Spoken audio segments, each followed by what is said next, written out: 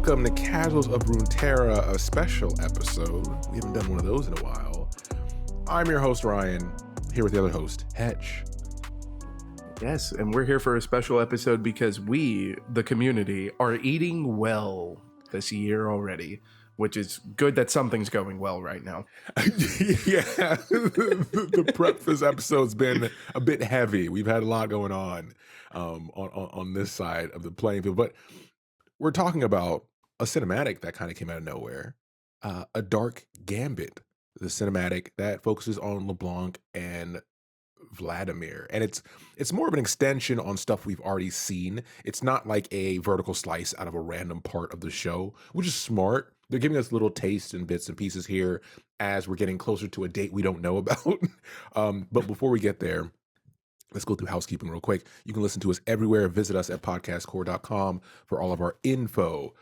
Email us at the same name, podcastcore. Remember, that's podcastcor at gmail.com. And then follow us on all the platforms because that helps us with discoverability. Subscribe to us on YouTube. That helps us, even if you don't listen there. We appreciate it. Leave a like and comment where you listen the most. But word of mouth has gotten us this far. So tell a friend to trap. Wait, what? Did I spell this wrong? No. It's the first time this has happened. This is what we get for dealing with our life issues first. We're out of hours. Tell a friend to be trapped in the service of a witch by listening to the Casuals Runeterra podcast. All right. Breathe. God damn it. So yeah, we're talking about what is essentially a short clip. I think it's like 1 minute and 45 seconds. It's packed with a lot of imagery. And it also shows off, and I think the reason they picked this one as well, it shows off the enhancement of visuals, which I really want to talk to Hedge about, and we'll talk about in the discussion sections, because we were so different, or we had different opinions at the very beginning, the early days, and now it's nice to see him getting on board because it's getting better and better, and they're essentially pushing the envelope with this style. And I'm looking forward to having that little discussion, but I'm looking at like some different advancements in the animation. Okay, let's go. Okay, it's part one. Actually, listen, all good stories told in 3 parts. This is 1 minute and 45 seconds. There's one part, okay? So the cinematic starts with LeBlanc talking to a dark entity of sorts, which seems to be attached to this old soldier helm. And LeBlanc refers to Ionia after talking to this dark entity and refers to it as being only a doorway to something more. And then the creature mentions that she should claim her prize in its world, referring to something in Ionia. It's a kind of like this dialogue that's in this specific vertical slice is very ambiguous, right? It's laden with like metaphor. It's not just on the nose of, hey, we should go to Ionia, dark entity from X, Y, and Z. Tell me where so-and-so. Like there's no definitives. It's all kind of flowy speak, or I guess poetic if you want to be. I don't know which one's hyperbole. Yeah, we're talking to Arcane fans here. They already, I'm assuming that most of our listeners kind of know the tone that's going on here, which is that Game of Thrones feeling. Like they're giving you the direction, but it's just a heading. They're not telling you why. They're not telling you where. They're just like, oh, it's northeast. Like, and that's really all you get, right? Like it's enough to like kind of understand what pieces are in play, but it's not enough to know if that's all of the pieces, and it's not enough to know how they fit. Yeah. Do you think that helm is a Darkin? So you think that's a representation of a Darkin? So the helmet's not really doing anything. Yeah. And like with the Darkin, we know that like they usually get imprisoned in something, but they have like some kind of control. And like, so with this one, like to me, it kind of makes me think like spirit. So something that Shin would be dealing with instead of it being a Darkin. Also, like most of the Darkin items are useful. like I mean, yes, a helmet is useful, but like a helmet's not going to kill anybody, right? Like you're not going to tempt a warrior to pick up a helmet. Like, could you imagine if Aatrox was trying to like get a hold of somebody? Like, hey, kid, you want to wear a helmet? You can headbutt your enemies. Like it's so. I lean more spiritual with this one. Okay.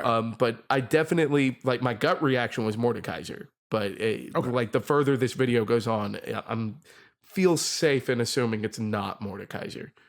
Okay, we'll come back to that in the discussion section because I do want to expand. You brought up some good points that have me, in the tank. But the next part, we get Vladimir referring to this creature as LeBlanc's puppet, right? A little more details there. So she obviously has some control over it, and tells her that she doesn't have the support she needs from the new Grand General to initiate a quote another campaign in Ionia.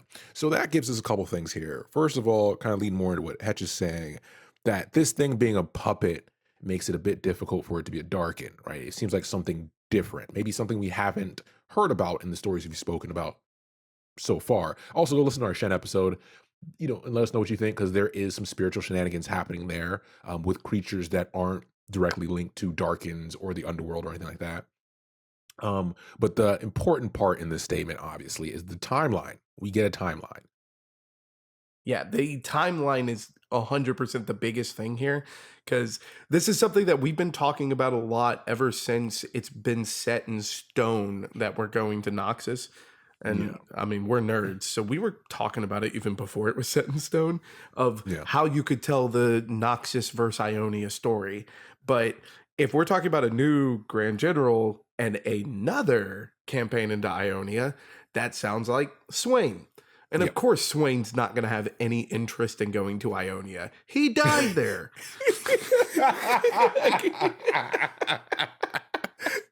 That's a good reason. So damn good reason. Yeah, during this back and forth, the creature is getting more and more agitated, and it's like, "Hey, I did my job. I gave you what you want. Release me, witch." And it's demanding LeBlanc do this. Obviously, LeBlanc could care less, and she goes close to the helm, whispers something that's unheard by the audience. We don't get to hear what she says to the helm, but the monster instantly rages and begins charging her. And before it can get to LeBlanc, it's stopped in its tracks immediately by the black rose chains that we're now familiar with. Man, and I the amount of money I would pay to have LeBlanc whisper in my ear like that. I tried, guys. Extreme. I tried my best. Absolutely extreme. We're eating well. We are eating well this season. But dude, we'll get into that in the discussion section. So because this is short, we do wrap up with this monster still struggling against these bindings. And LeBlanc focuses her energy back on Vladimir and tells her, or Vladimir agrees with LeBlanc. And, she insists that it's not the might that we'll need, because words can do more damage, essentially. And we know this to be true because it's the Black Rose, right? They don't need might to accomplish their goals. They've proven that. And Vladimir, obviously being younger in this case, and being very annoyed at the situation, concedes to LeBlanc's plan. He's like, I guess we'll get ready to go to Ionia. It's that scene where he puts on his coat to walk out in the rain, right? It's like, I guess we'll just do it. Just get it done. And that's where it ends. Yeah, I mean, he's doing the San Andreas. Oh, shit, here we go again. But, with this... Or the Die Hard, I'm too old for this shit. I'm too old for this shit. Hey, both of them could argue that they're too old for this shit. More nation building, god damn it. No, it's very interesting, as far as that, seeing this dynamic as far as with Vladimir and LeBlanc, it's very interesting to look at it now through the lens of the timeline, Yep. because it really kind of puts into frame, because if we didn't have that timeline, it would be a thing of like, of course LeBlanc's going to say it's not about might because the Black Rose is everywhere. Like Yeah. they're the Illuminati, so let the Illuminati do Illuminati things. But now that we have the timeline, it really kind of humanizes their efforts, Yeah. because now it's like, no, we're not going to rely on might, because we relied on might the first time we invaded Ionia. Like, Hmm. so it makes sense that it's like, no, we got to go with a different approach, because we tried to hit them with a hammer and they hit us back. Yeah. So now we need to try to go in with a scalpel instead of a hammer.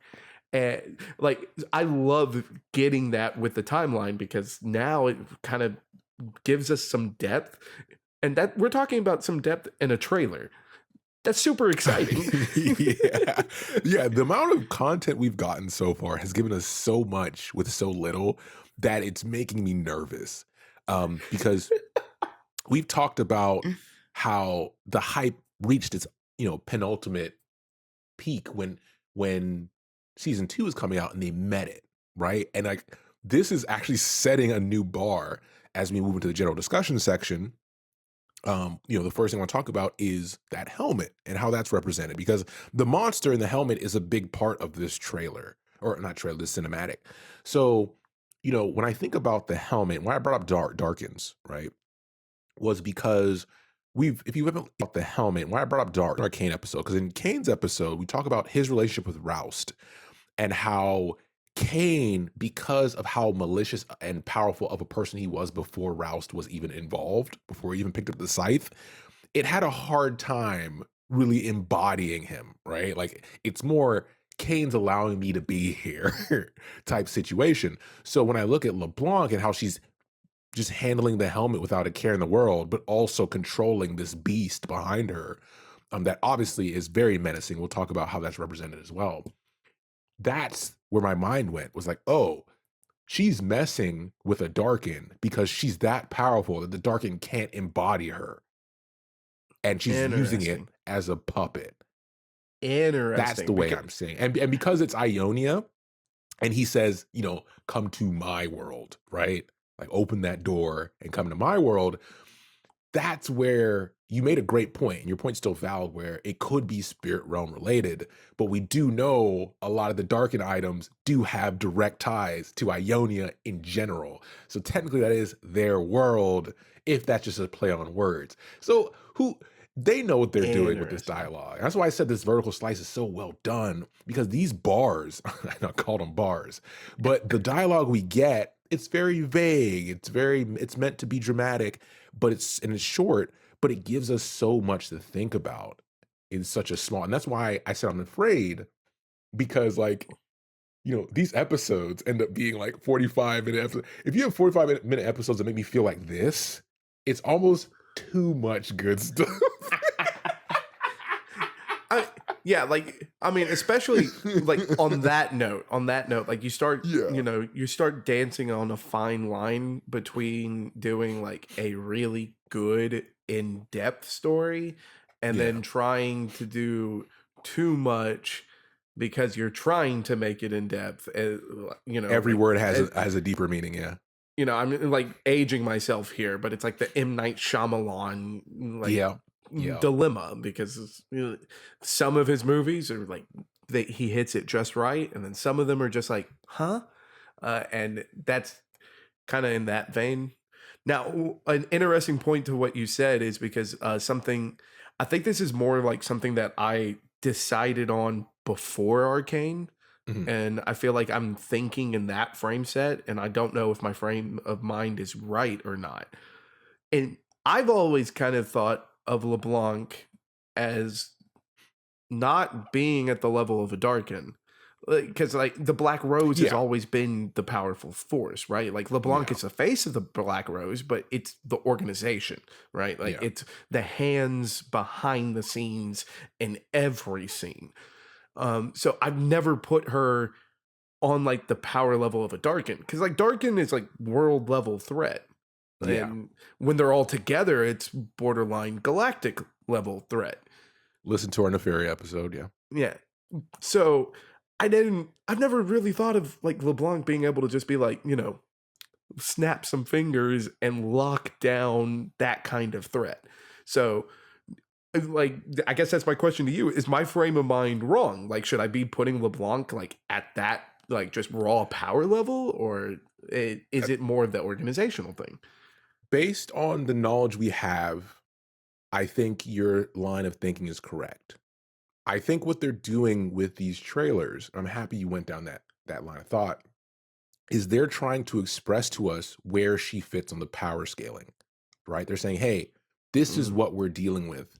Because they're making it clear that whatever LeBlanc is, whether she is a person or an idea that's an extension of the Black Rose, this is the personification of it, right? So for us as players who played the game, we're like, oh, she was just an ambiguous magician who was also a whatever, right? In the game. Just another character, just another champion. In this one, it seems like they're setting her up to be an entity that's supposed to be on the level of celestials and darkins, but she's on the low level where she lives amongst humans or has a representation of herself that does live amongst humans. So I feel like they're doing a hard job.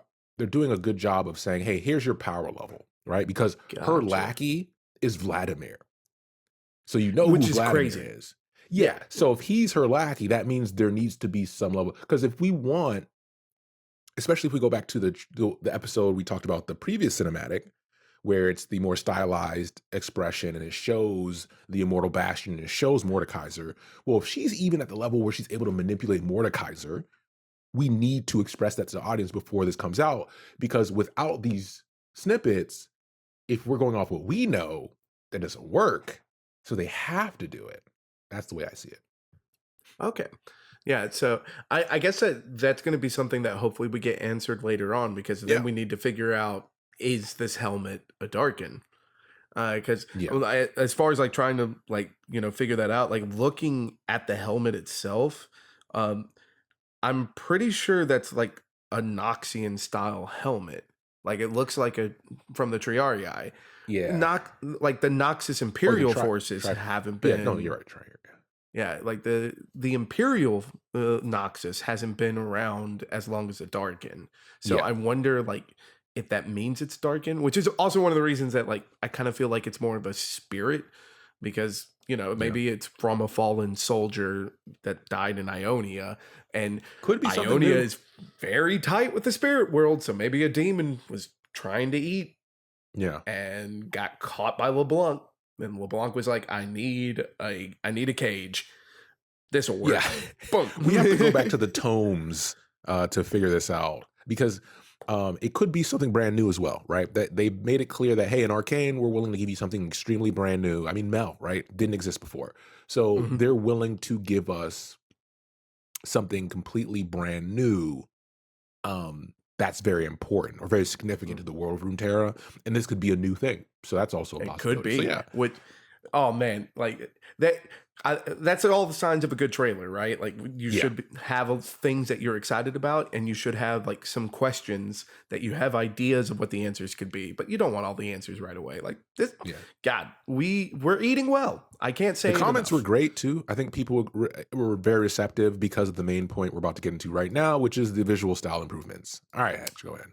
Okay, yeah, the visual and style improvements are absolutely insane. Like LeBlanc looks absolutely insane. amazing. LeBlanc looks absolutely amazing. I They're really doing- want her to just hit me with all those barbed thorns, and just entrap me and do whatever the hell she wants, even if that means I'm just die without any fun. It's But kind of crazy how much they nail, because the design is very close to her Legends of Runeterra update for the card. yeah, and So my grossness aside, like yeah. the other thing that's really good as far as like this animation step up is that a lot of the beef that I had with the animation style, like in season one, because I've never been a fan of like the cell shaded look. Mhm. Fortitia's done such a good job, not only of like bringing League of Legends to life in a way to where I don't care too much about the fact that it's a cell shaded look for some of it, Mhm. but they've also kind of found ways to like almost make it feel a bit more natural. Like it looks smoother. Like even like the stuff that bothered me doesn't look as bad anymore to me. Like it just Yeah. looks like they refined it, or like they just made it smooth enough to where it's like, okay, no, now it's not a cell shaded style. It's just ours. This is Yeah. our interpretation of it now. And it's phenomenal. Like they clearly have put in a lot of The work and it's monster, paying dude. off. Dude, the combination of I won't call I don't I use mixed media, right? I know that's incorrect because it's all technically like drawn art, but the use of 2D, 3D, and then particle effects is like the fact that they're how do I explain it? Because I'm not an artist, right? I can tell what I see, but when you look at the monster's of a different like shading of them, like the lighting and the shading on the monster is different because it's more of a amorphous blob type thing. But it also is kind of smoky. But then the chains are almost like billboarded because they're 2D at some point, where it's like an effect around it, but it's not occupying the same space, which makes sense for how they kind of appear out of nowhere. But then, you know, LeBlanc and Vladimir of the style we're familiar with. So it's these combinations of styles, and then even how that room is textured, where it's like this weird marble. Um, I dude, it just aesthetically you can tell there's an update, like an upgrade, because there's so many moving parts in every scene, and that's one of the benefits we get from the 3D aspect of it, right? Is everything feels lived in, like everything is moving constantly. When she's talking to Vladimir after she chains the demon's still struggling in the background. He's no longer the focus of the narrative when we're talking, but he's in the background. You can see his fingers like sliding across, like, and all that. I'm saying like a lot because I'm not an artist, so I can't really describe exactly what these techniques are. But visually, I'm taking it all in, and we've watched it multiple times, and it's just like we know they put that money back into it. Like, They definitely that they money didn't and waste time. a dime. They Yeah. did not waste a dime. I'm glad you brought up like the monster's hands because like at the Mhm. very beginning when it's zoomed in on his hands, Yeah. like that was one of the moments that I was just kind of like, damn, like this looks good. Even the use of Looks depth, because, like, when yes, LeBlanc there's a scene where LeBlanc is talking, and she's the whole point is that she's not intimidated by the monster, even though this monster is this large looming thing behind her during this whole ordeal. And there's a moment where she's talking, and its chest, which has eyes on it, and smoke coming out the back is behind her as like a background, and it's just like breathing heavily, and there's like smoke coming out of it, and the eyes are blinking, but it's like a depth of field thing. And I'm like, dude, this looks so good. Look at this 1 minute and 45 and seconds.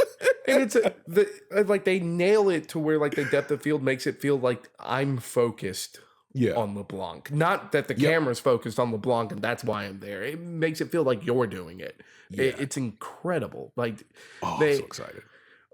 they, I am more than happy to eat crow of me not being excited about the animation from Fortiche because Fortiche has Yeah. absolutely taken my opinion, turned it around, and taken the old opinion out back, shot it, beat it, tied it to cinder blocks, and thrown it in a river. Like they've earned it. They've earned every penny.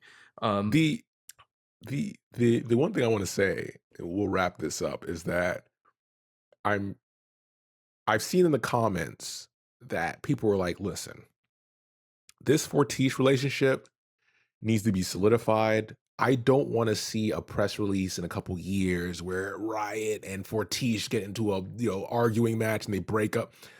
Do whatever you need, Riot, to make sure that shit doesn't happen. Okay? yeah, Let the creatives create, let them do their thing, because what we don't need for any of my Attack on Titan fans is Ooh. that situation with production. If you don't know what I'm talking about, it's well documented. Go look it up. Because to have a series this well loved, have the core designers from beginning to end, no matter if it's 10 years from now, would be a story in itself. It would be akin to, I think we've mentioned this. What Riot can pull off in this decade is akin to what Marvel pulled off. Yeah. I think that's really a possibility where they had that 10-year run that ended in Endgame, which was in Infinity War, which was an experience that everyone shared. Who cares about superheroes? Who cares about action movies? That was a moment that was earned over that decade. And I think with this relationship, you can be on that same path. So maybe that's too, wishful of me to think of, especially in the current world situation we're living in, but who knows? Yeah, I mean, like when you put it in I'm in the sorry. I scope know of like that's a the lot world for a events, cinematic episode that we're that's a lot. doing. 1 minute and 45 but no, seconds. but no, like it really is like we're excited for good reason. Like Yeah. they're clearly building the foundation to be able to do something like the MCU. I don't think it's far-fetched to like to imagine that it's possible to do it because Yeah. this is a strong foundation, Yeah. a very strong foundation. So if you can maintain the relationships of the people who built the foundation, it makes sense that they could build upon it. But the bottom line is that good trailer. We're Yeah. excited. Yep. I think that all Arcane fans are likely going to be excited about it. And I would argue that if someone's not excited about it, tell us why. Yeah. Because Yeah. I want to I'm know who you are. stoked. Yeah. Because he said bottom line is good trailer. Bottom line is LeBlanc is hot. I think they're gonna make a lot of sales. Hey, LeBlanc's gonna easily become. Life is crazy right now. So if there's anyone out there who has like any kind of image similar to LeBlanc, like do not contact me. I am vulnerable. I will simp far too quickly and far too heartily. So like, you laugh. This is not a laughing matter. Cosplayers be warned, don't ruin Hedge's life, and we'll leave it there. Yeah. Do not send me pictures of your LeBlanc cosplay at podcastcore@gmail.com. And with that, listen, we've squeezed the whole episode at about 1 minute and 45 seconds. So with that, thanks for listening. You stuck around, we appreciate it, and we'll be back soon with the next episode. Yeah, take care, everybody.